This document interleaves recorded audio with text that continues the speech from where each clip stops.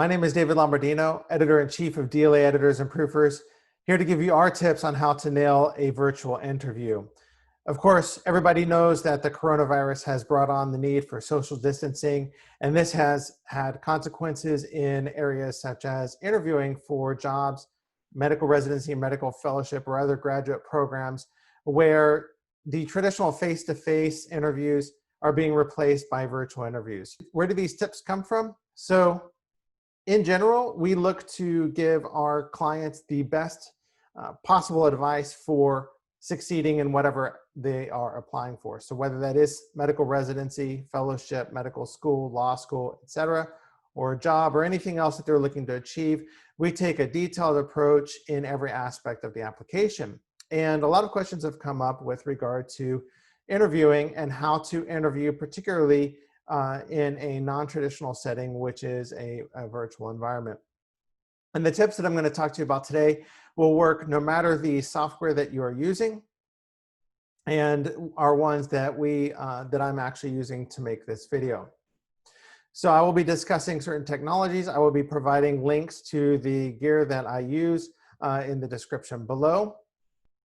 And the solution that I will be discussing will cost as little as $500 to $600. Now that may be beyond your budget, but if it's something that you can't afford, it can make a huge difference. And I'd like to illustrate that to you right now by just showing you the quality of this video. Now, I have this video being recorded by the Zoom software, and the reason that I chose that intentionally is because the Zoom is a common platform and represents the kinds of software that programs, other people interviewing you will be using, and just to show you what it could look like. And I wanted to point out a few particular details about this recording. As you notice, I am sharply in focus. The quality of the picture is high quality, it's high definition, and the background is blurred out. Now, this is not something that you can obtain just with a webcam or the camera on your computer.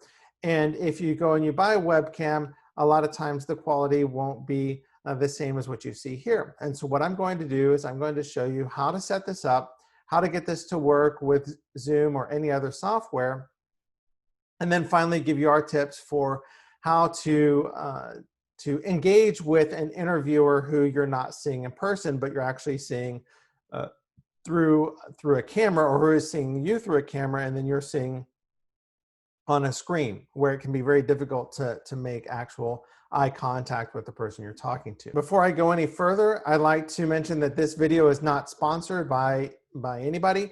So it's not sponsored by the software that we're using. It's not sponsored by the camera manufacturers that I'm going to be discussing.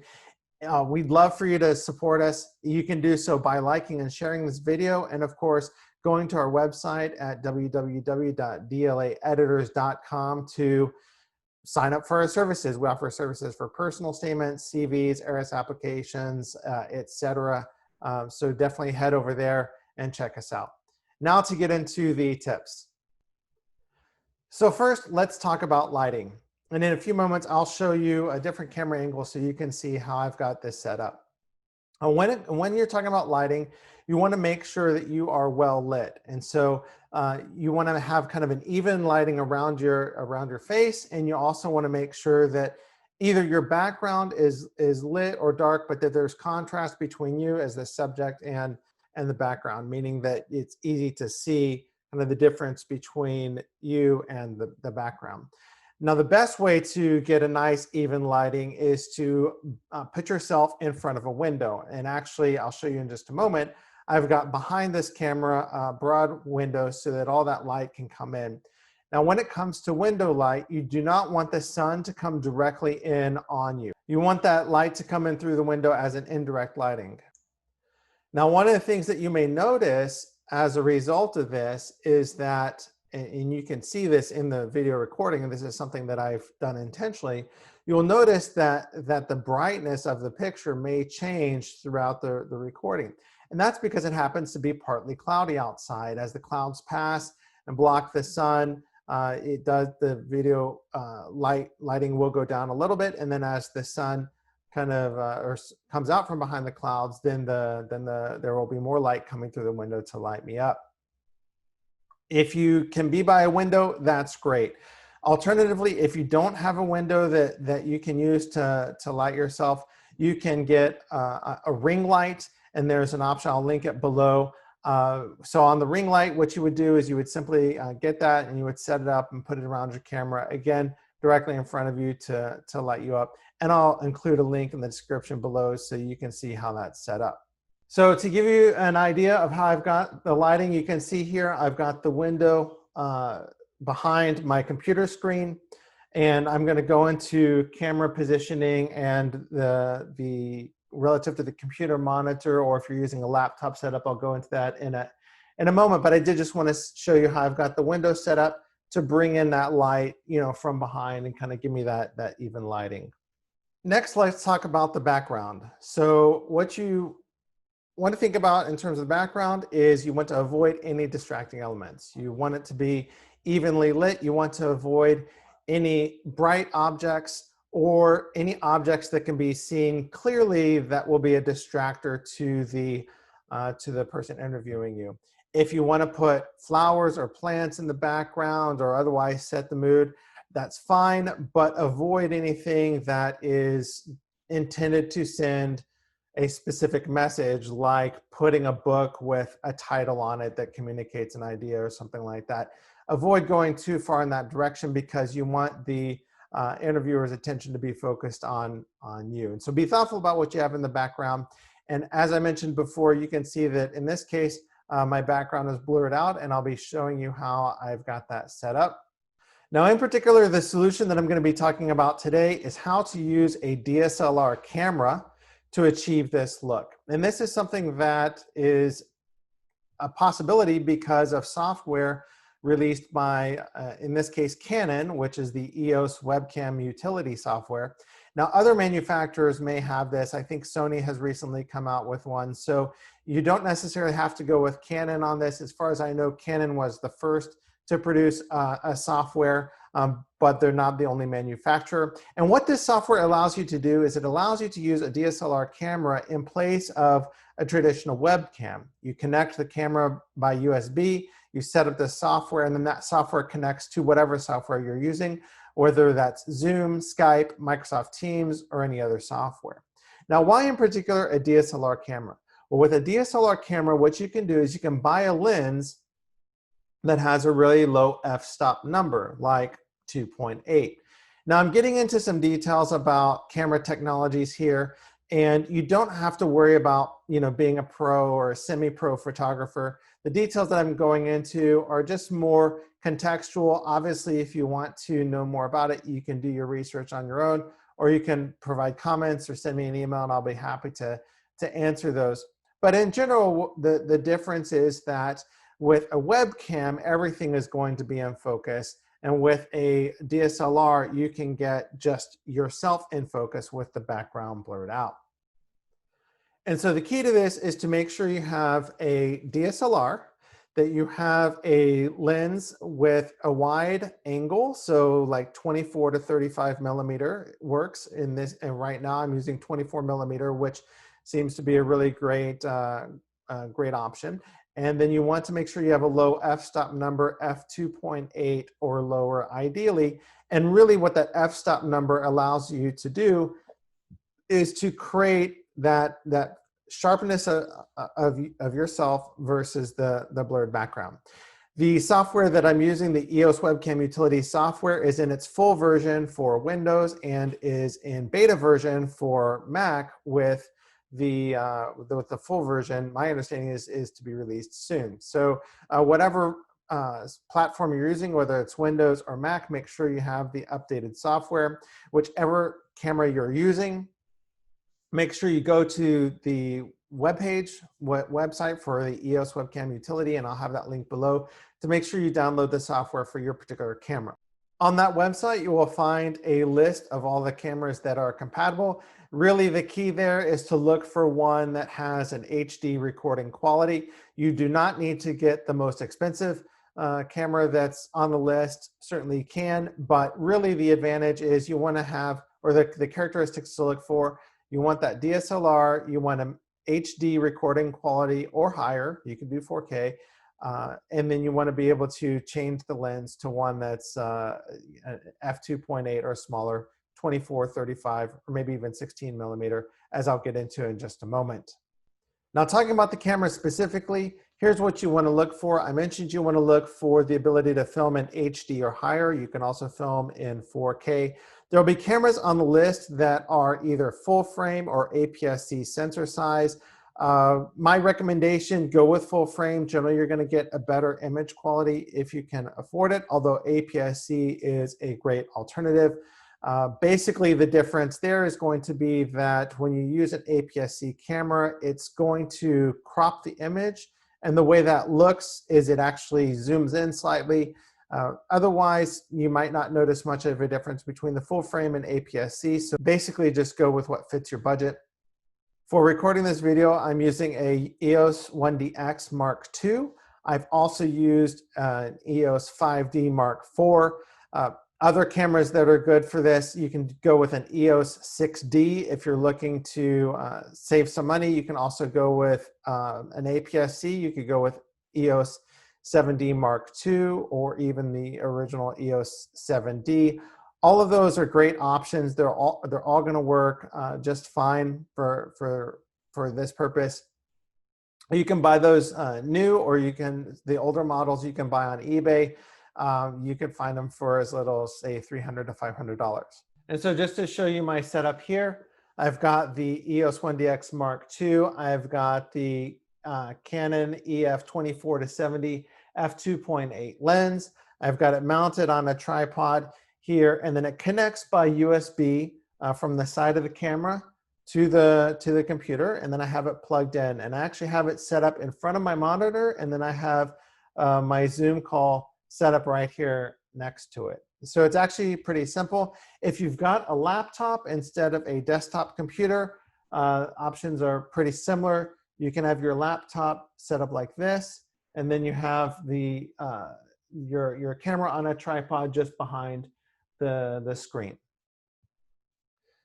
And so now let's talk about lens options. So as I mentioned, you're going to want approximately a 24 millimeter field of view. That's what this is that I'm using.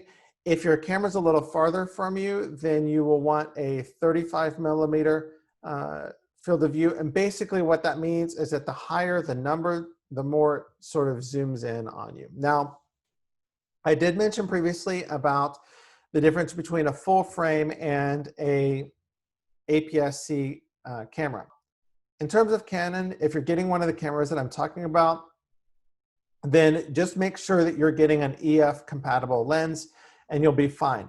Now, the difference between a full frame and APS-C is that if you want a 24 millimeter field of view, on a full frame camera, you get a 24 millimeter lens. On an APS-C camera, you get a 16 millimeter lens because it multiplies it by approximately 1.4, 1.5. I can't remember exactly what it is, but it's something around that. So that, and then if you want a 35 millimeter lens on the full frame, you get a 35 millimeter lens, and on the APS-C camera, you get a 24 millimeter lens because the 24 millimeter lens will give you a 35 millimeter equivalent.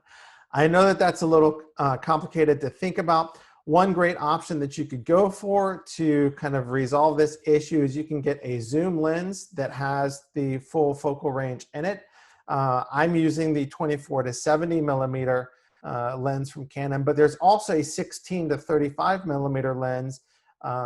And actually the 16-35 millimeter lens is what I'm using on the other camera to bring in that view of the computer setup I have. So that one will work just fine.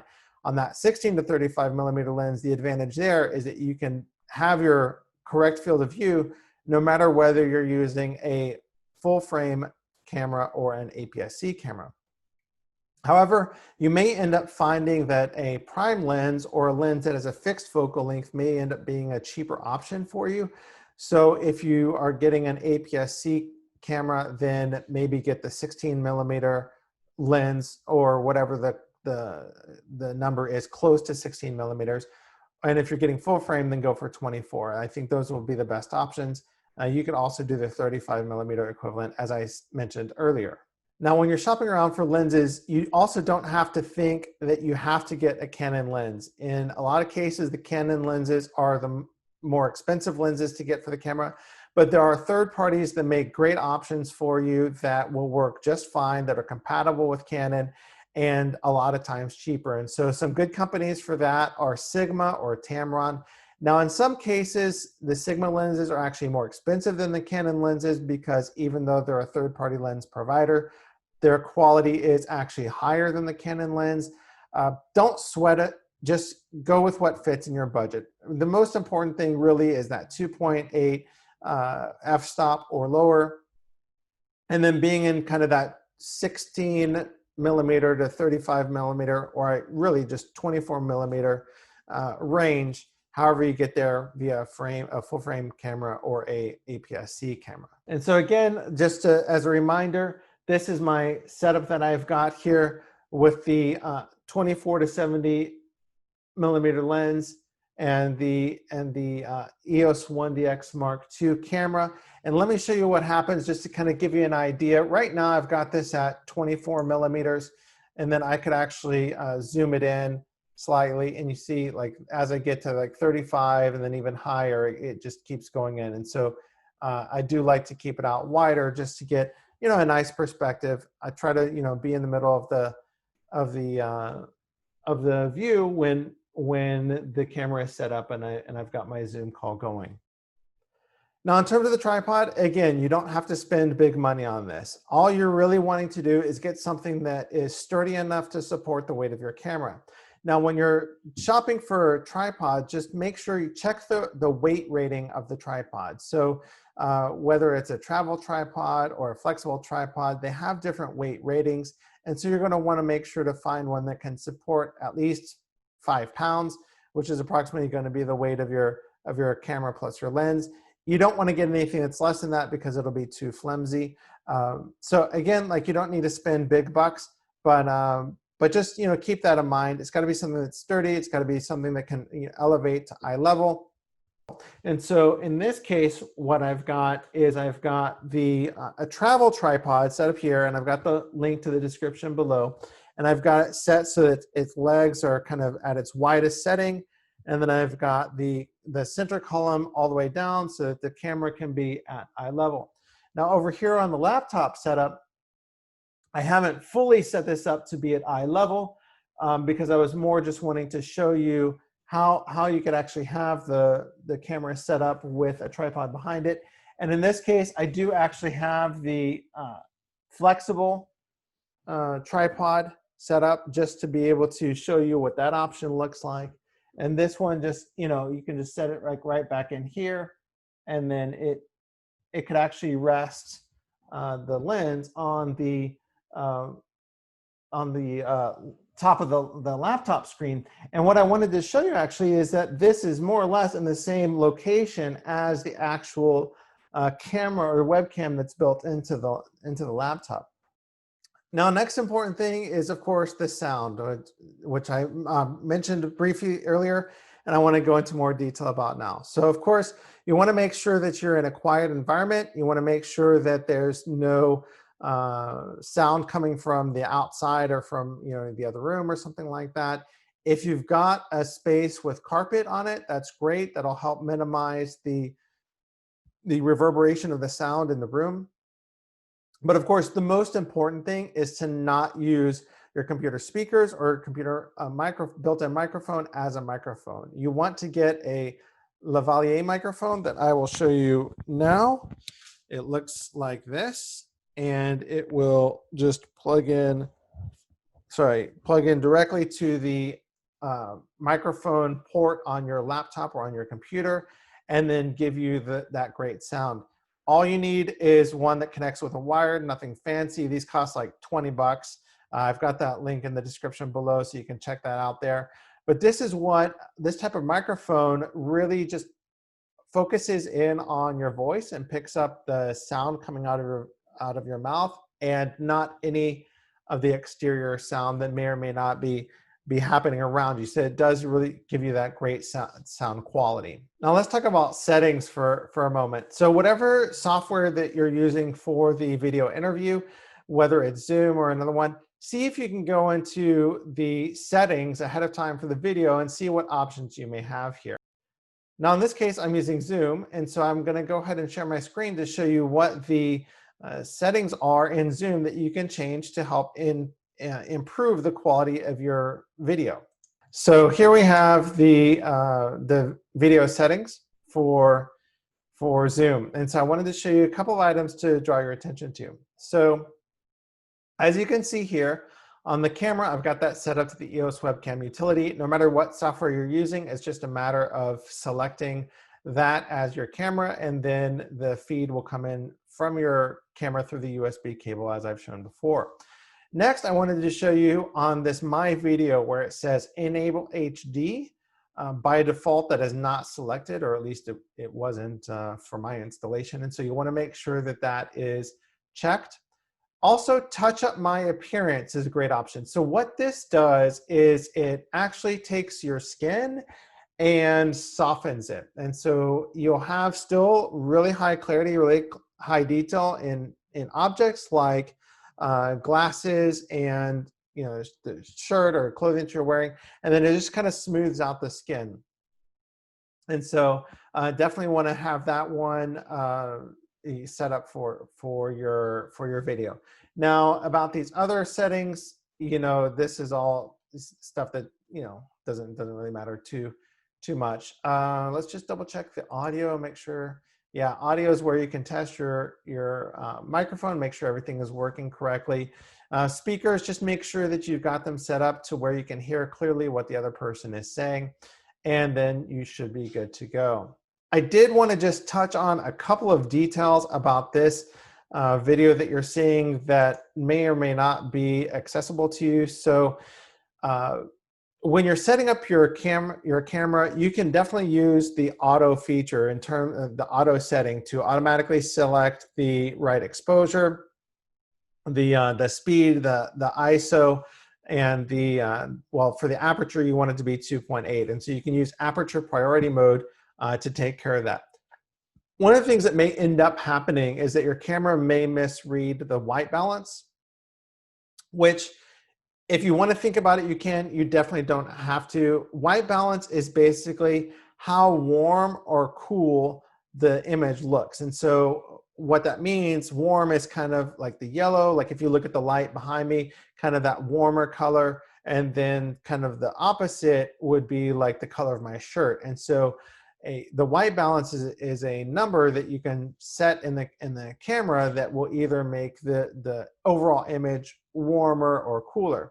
So if it's too warm, your skin can look orange, and if it's too cool, then your skin can look pale. So if you are interested you can look up on the internet for your particular camera, how to change the white balance settings, and just change that white balance number. You can go into the custom one and set it to the number that's most appropriate. This is going to change depending on your lighting and how you have your camera set up. So you may always want to go ahead and check in on your software ahead of time, log into Zoom or whatever to see how it looks, and then set that white balance accordingly.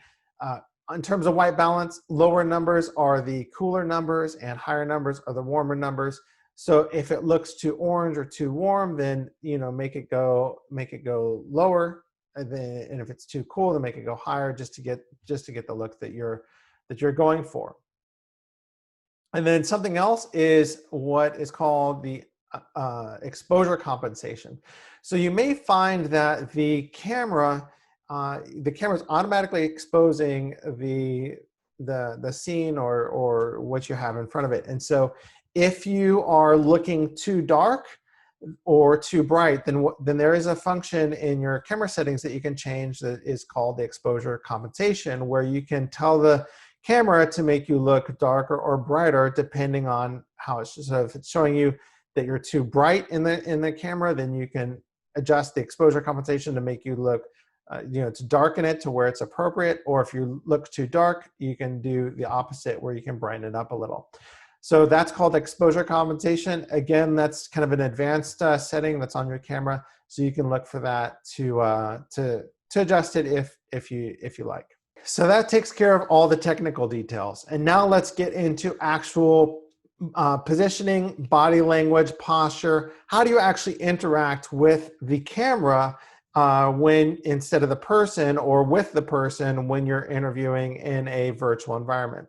And so traditionally, when you're talking to somebody, you can make eye contact and you can divert your eyes and you can look back.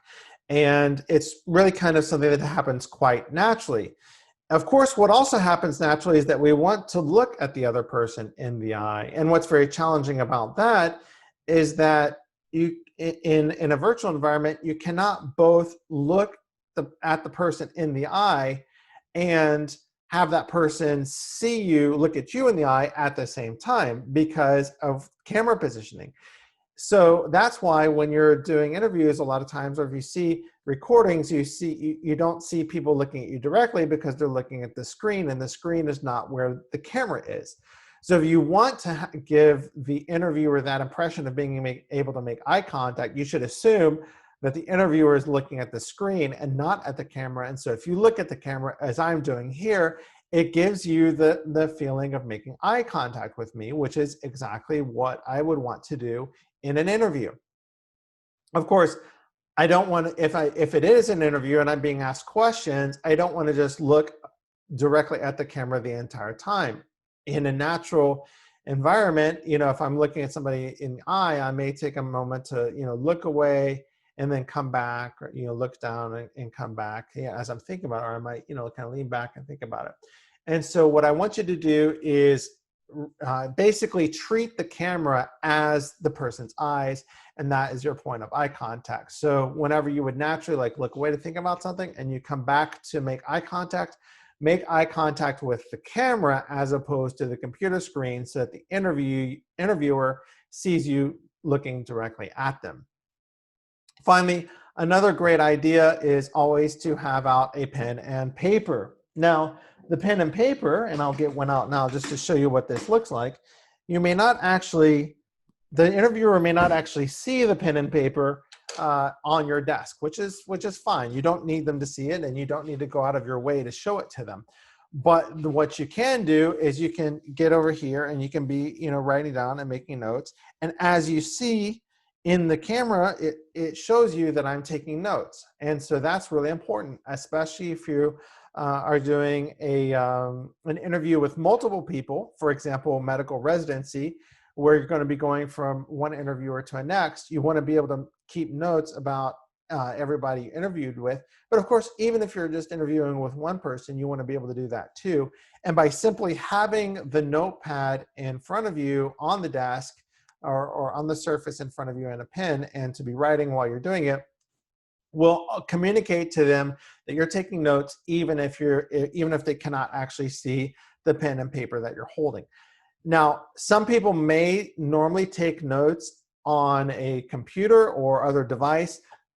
I recommend, for the purpose of a virtual interview, that you do not do that. There's already enough technology involved, and you cannot get the same feeling of note-taking through typing that you can through actually writing on a pad and paper. Finally, make sure to sit upright, have your back straight, and smile at the camera. Try to relax and be yourself as much as possible. Be who you are, and try not to get too concerned about all the technology involved. As much as you can think of that camera as being the actual person you're talking to, and kind of get yourself into that mindset, the more naturally that you're going to come across, and the easier it is the easier it's going to be to engage with the interviewer, and that the interviewer will feel comfortable talking to you through this medium. I hope you found these tips useful. Like I mentioned at the beginning of the video, please like it, share it, comment below about anything that you found helpful or any questions that you've had. Of course, I'd love also to hear any tips that you might have as well about how to succeed or excel or nail a virtual interview. And of course, head over to www.dlaeditors.com to check out our services and how we may be able to help you with your application.